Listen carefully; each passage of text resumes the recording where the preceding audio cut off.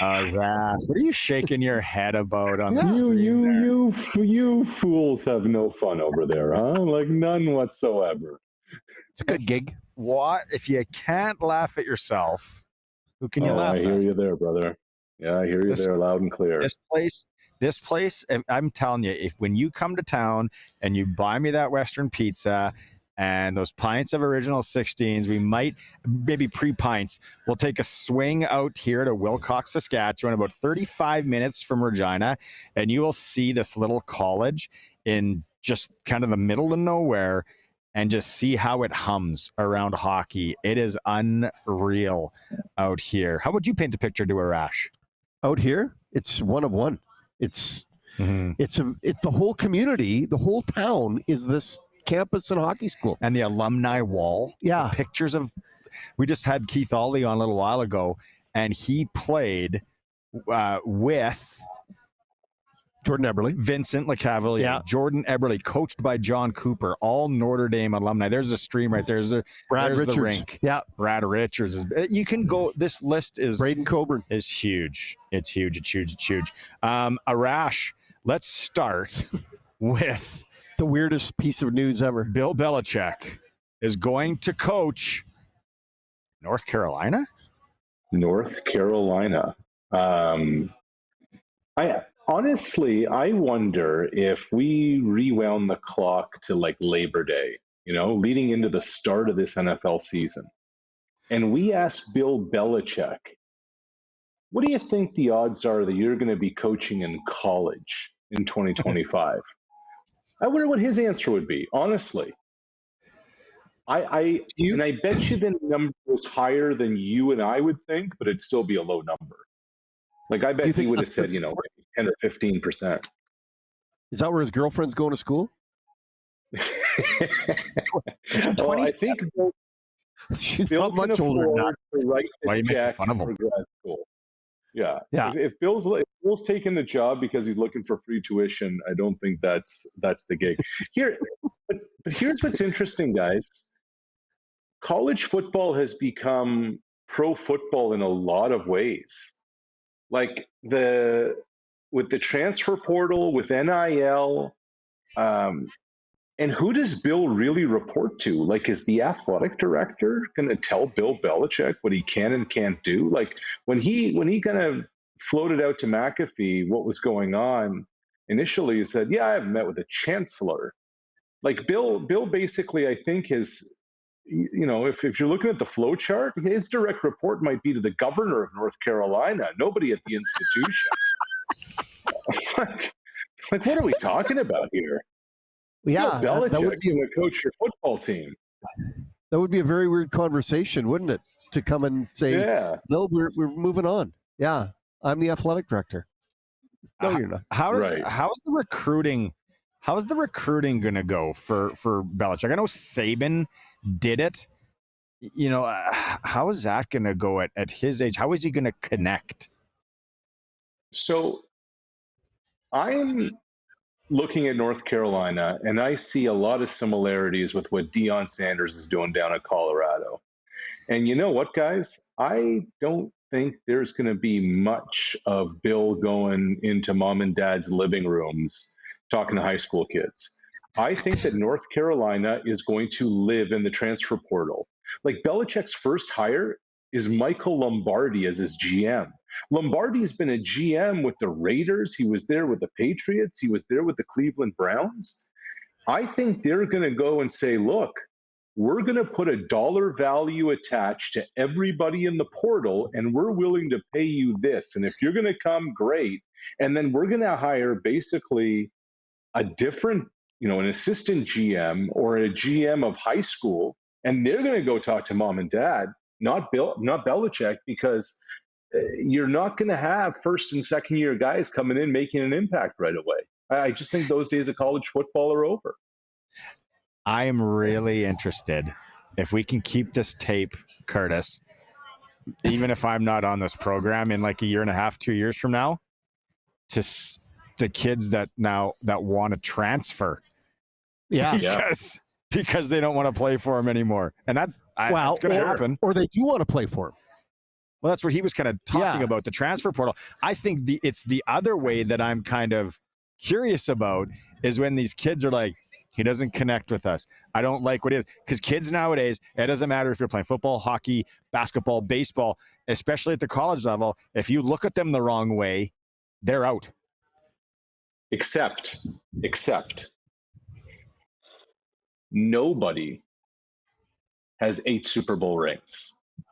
Nobody is renowned as the greatest coach of all time. Nobody else can come in and say, you know what, I can get you to the show, and I have all the contacts in the NFL to make that happen.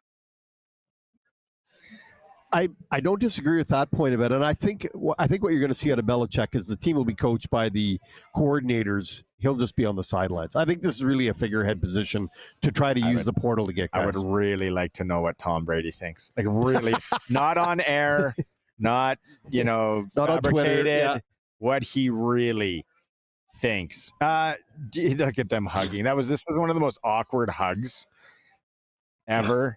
You see right back in there, Trisha and I. Were you there? Yeah, the 35-yard line, and she bought me Fuddruckers French fries in the first quarter. I didn't even, I was so excited. Could this be a little bit? Are we seeing, I guess, Arash, a trend of ex-NFL guys going the college route? I think it depends on what you're interested in. Like what we're seeing is Chip Kelly was the head coach at UCLA. And he said, I don't want to deal with NIL. I don't want to deal with transfer portal anymore. He went and became the offensive coordinator at Ohio State. You saw Nick Saban say, I don't want to deal with the portal anymore. I don't want to deal with my players coming out basically saying I'm free agents. I'm out. Meanwhile, some are coming in, like Bill O'Brien, who worked for Belichick, who was the head coach of the Houston Texans in the NFL. He's now the head coach of Boston College. You have Lane Kiffin, who was the coach of the Raiders. He's now the head coach at Ole Miss. You have Joe Judge, who was the head coach of the New York Giants. He's now like a senior analyst with Ole Miss. I really think, honestly, guys, it comes down to what you're interested in.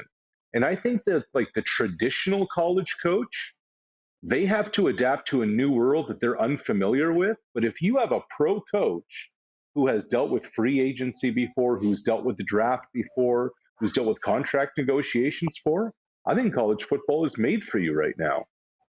I agree with you 100% on that, and I think the point being, Saban had it pretty easy. Once he signed you to you're going there for 4 years, he didn't have to worry about you anymore. Now he doesn't have to, he doesn't have that luxury, right? So you've got to be able to adapt, and maybe Can't Saban look at him the wrong way. Like I said, Saban couldn't adapt. Well, and here's the other thing. Last year, at the end of last year, as the kind of story goes, Alabama loses in the national semifinal on New Year's Day. Okay, Michigan goes on, they win the national championship. So at exit meetings, Saban's sitting down with each of his players, and he's talking to his players about, okay, I need you to work on this offseason. Let's make this a priority. Let's make that. And the players just kind of sitting there saying, Coach, how much are you paying me next year? So like the entire kind of landscape of all of this has changed. It's not about development. It's not about improvement. It's about pay me. Full stop. And North Carolina, really, unless you've been under a rock, they're a basketball school, without a doubt. Starting with Michael Jordan, kind of ending with Vince Carter as well too. I would like to know what are the goals for this football program 2 years from now, 5 years from now? Are they going to try and turn this into a football program? Yeah, and look, there have been signs that they were close. Like, you go back, whatever it was, 6-7 years ago, Mitchell Trubisky was their quarterback. He was a first-round pick of the Bears. Drake May was their quarterback before, and now he's the first-round pick of the Patriots. But I just think that Belichick isn't going there without an assurance that there is going to be a lot of money and private money and donor money and collective money that's going to be available to go into the portal and sign guys. And look, if there's one thing we've kind of learned this year, you can turn things around quick. Like the Indiana Hoosiers were nothing in football. You talk about a basketball school, Bobby Knight, IU, Assembly Hall, and suddenly they're in the playoff. They were undefeated until they ran into Ohio State. I think there can be a turnaround quickly, especially if the commitment is there financially to go get guys. It's interesting you say that because I think more than ever, you don't have to build a 4-year program at a college of anything. Right. Hockey, football, basketball, it doesn't matter. You can go out and find the 20 players you want right now and put them on your roster. Poach. Yep. Professional poachers. Okay. Right. I'm really curious on Monday to talk to UNC alumnus Darian Durant on what he thinks about this signing. I want to move to Thursday night or tonight. I was just on Cool Bets, looking at the line. Okay, maybe start with this. I haven't really watched Puka Nacua play football until last week. Blew me away, Arash. Yep. How good he is. So you look at a guy like Puka. Does he have size? Yeah. Does he have athleticism? Yeah. Does he have speed? Yeah. Does he have instincts? Yeah. Does he have hands? Yeah. How did he drop to the 5th round again? It's funny, in a receiving core that has Cooper Kupp, who for like the last 3 years was renowned as, a top 3-4 receiver in the league with Jefferson and Devontae Adams and the rest. Puka Nacua now, guys, may be the best receiver on that Rams roster. Like, I don't even look at him as a receiver. Like, look at the way they use him for those watching on the stream. End arounds, reverses. He's Christian McCaffrey light. Like, I wouldn't call him a WR or an SB. He's not a wide receiver or a slot back. He's an OW. He's just an offensive weapon. I find he's the new school version of Julian Edelman. But way better. Bigger, say that. Faster, more explosive, more talented. Less rings. But less rings. I think with lots of teams, though, they're looking at Kupp. They're where's Cooper all the time, and they maybe don't cover the rest of the Rams, and that's why there's going to be open spots. And if he's good, he's going to get lots of opportunity to shine. I think if you start focusing on him, you're going to lose track of Cooper Kupp pretty quick. I tell you what, guys, look, I get Detroit's doing what Detroit does, but I just see a lot of value in the Rams at 30-1 to win the NFC. I really do. I really do. No Philly, no Detroit. Arash like Sprinkle Town. I like value. Population 30-1. Los Angeles. 30-1. I like lottery tickets. What can I tell you? Well, you should be here buying a 50-50 and taking part in the raffle table over there. Look at that, Jaden Schwartz. Holy smokes. Jaden Schwartz jersey. That's a nice jersey. Seattle Kraken jersey. That is. San Francisco 49er fans that I know that are realistic kind of feel like it's the end of the line for this run for the 49ers. Yeah, I think so too. I really do. They hung on as long as they could. I mean, look at the last 5 years, guys. Been to a couple of Super Bowls, lost to those Rams in the NFC Championship game. Just looks like Debo's washed. Looks like Trent Williams' best football is behind him. McCaffrey hasn't been able to stay healthy, and that's just on offense. We haven't even talked about a defense that's been in tatters. But I got a thought for you guys. If you're San Francisco, do you re-up Brock Purdy, or do you go bring in your backup quarterback from last year by the name of Slingin' Sammy Darnold? But Purdy's going to be too expensive for so's Darnold. Borderline rebuild. Who would you want as your – no, and if dollars are equal, let's just say they're both in the 35 to 40 range, because Purdy's taken a step back this year with all the injuries and the lack of performance. Yeah, it's a tough question. Yeah. Who do you take? Darnold's 28. Purdy's 25. Purdy. I think you're going to be able to get Purdy at a bit of a discount. Although redheads are fiery. maybe I go Darnold. For a second, Barney, I was wondering if you were leaving the company to join the scouting team in Chapel Hill, North Carolina, with Belichick and Lombardi and those guys.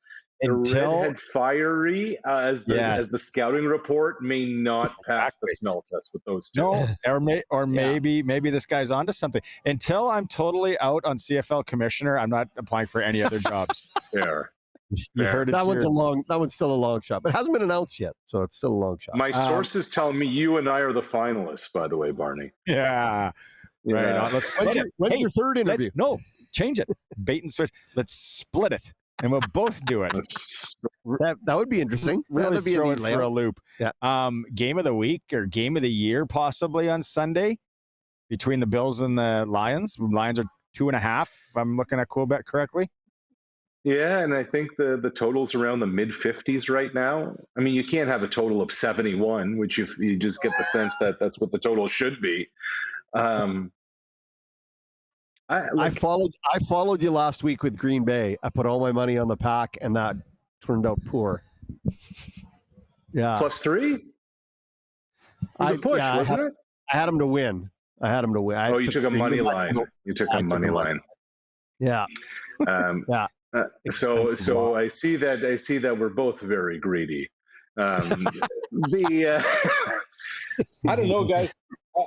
I'm intrigued to see what Buffalo is going to do indoors, where there's no elements, there's no snow, there's no wind, against a banged up but good defense. What is Josh Allen capable of? And I don't want to say this is the referendum on his MVP season, but this can be the final brushstroke. With a performance on Sunday, it will leave no doubt. Now, if it goes the other way and Saquon has a big day, we still have ourselves a conversation. But this can really kind of put Josh head and shoulders above everybody else in the league. Isn't it? We talked last week, and it's like, oh, Detroit's defense so banged up. That's what I was going to be on. good. Yeah, and then they're. You know what though? It just feels like one of those years, and that's where you're 30-1 on Los Angeles that I teased. Something it doesn't. I don't feel that there's a clear cut. I don't care how passionate Kansas City fans are. Even you can't. You are not comfortable with how they're winning games. Sure. And the other thing about Detroit, and ask the guy who bet Packers money line last week. Detroit went 4 of 5 on 4th down, and there was like a 4th and 6 and a 4th and 5 in that. Like, if 2 of those go the other way, how different is that ball game? And if you go into the playoffs with that aggressive mindset, and they showed in the NFC Championship game against San Fran last year, that's the way they're going to play. You're playing with fire. I get it worked last week, and I get that's your DNA, but 2 turnovers, around midfield can change the entire tilt of the field and the entire tenor of the ball game. I know because of my possible scouting for UNC, I can't talk about what Baltimore should do, but if they were resting, this is a conflict of interest.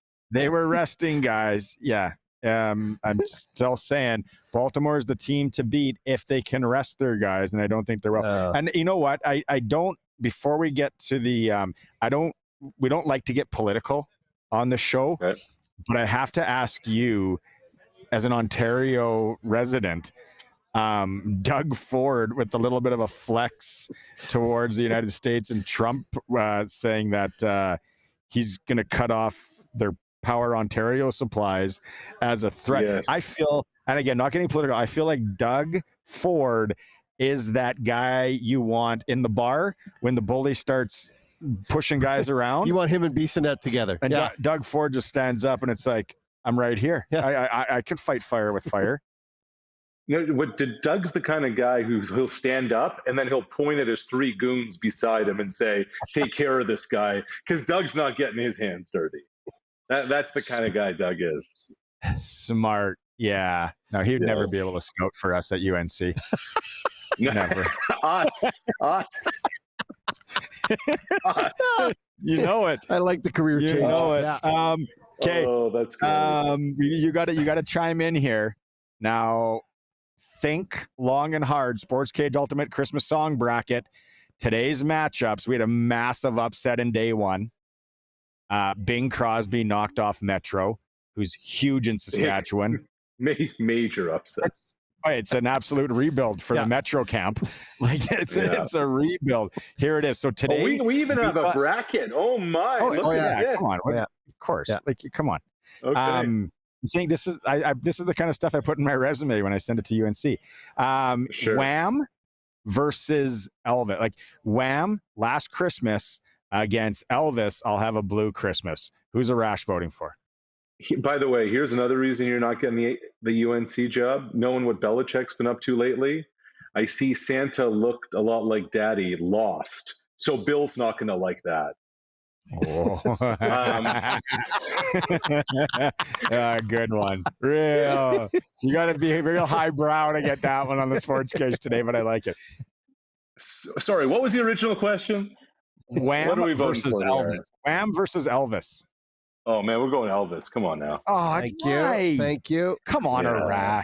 Come on. And then the second one, one of the greatest songs ever written, Dolly Parton, Hard Candy Christmas, against Bryan Adams, Reggae Christmas. If you're asking me to vote between Dolly and Bryan Adams, it's not even close. We'll take the high heels and the boots and the big blonde hair every time. Love it. My boy. Yeah. Didn't even go Canadian. Didn't even go CanCon. No, not even looking at that. I love it. Yeah. All right. Okay. I'll be texting you this weekend. Yeah. I'll let you know what kind of craziness I'm on in Sprinkle Town. And we'll enjoy the ride together, and then we'll reconvene on Tuesday. I like the Houston Texans, Seattle Seahawks money line parlay. Boom. I'll take that. I think I'm going against that then. I'll put that on. Okay. I'm going against it. I'm going the other way. I like it. Talk to you Tuesday, Arash. Thanks, man. Have fun there, boys.